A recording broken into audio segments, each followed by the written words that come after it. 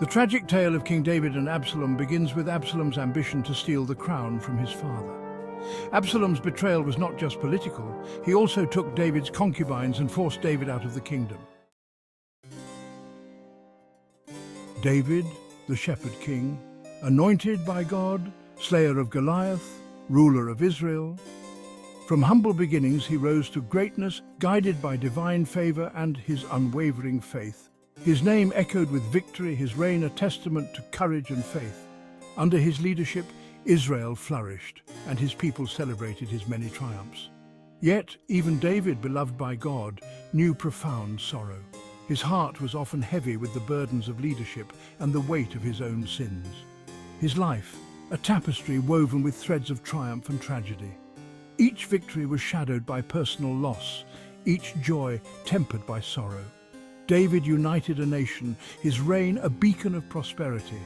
Under his rule, the land saw unprecedented growth and unity, a testament to his leadership. He brought the Ark of the Covenant to Jerusalem, establishing a holy city. This act not only solidified his reign, but also brought spiritual renewal to his people. He penned psalms of praise and desperate pleas, bearing his soul to God. His words, filled with raw emotion, continue to inspire and comfort countless generations. But darkness lurked beneath the surface. Despite his many achievements, David's life was not free from turmoil and strife. His family, his kingdom, would become a crucible of pain. Internal conflicts and betrayals would test his strength and resolve. Absalom's betrayal was a calculated move.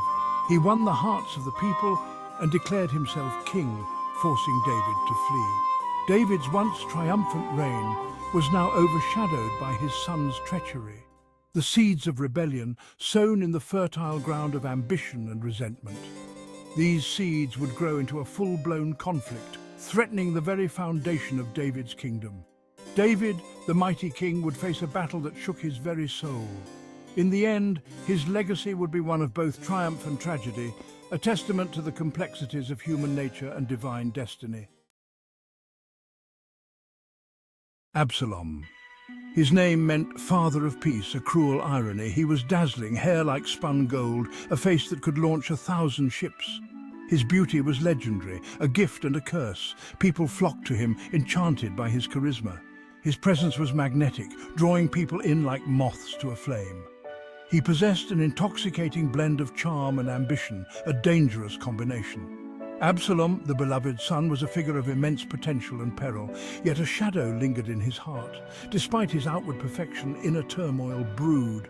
Resentment festered, fueled by perceived slights and the intoxicating whispers of power. He felt overlooked, his talents underappreciated. He craved the throne, his father's legacy, a prize to be seized. The allure of power was too strong to resist. His charm became a weapon. He wielded it with precision, knowing exactly how to manipulate those around him. He sowed discord, whispering promises of a better kingdom. His words were like honey, sweet and persuasive. The people, swayed by his words and captivated by his presence, began to listen. They saw in him a leader, a savior.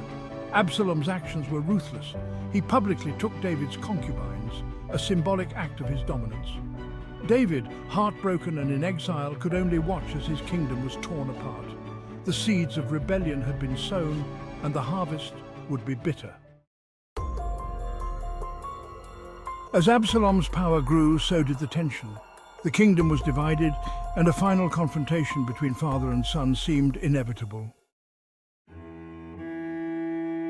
The battle was fierce.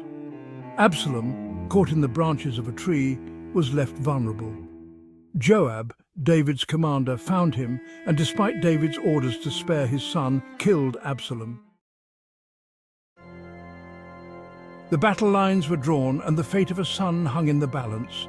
Decisions made in haste, words spoken in anger would echo through history. As the sun set on the blood-soaked field, the cries of the fallen mingled with the whispers of the living. David's victory was hollow. The news of Absalom's death brought him no joy. He wept for his son, crying out, "Oh, my son Absalom, my son Absalom! Would I had died instead of you, oh Absalom, my son, my son!" David's grief was profound.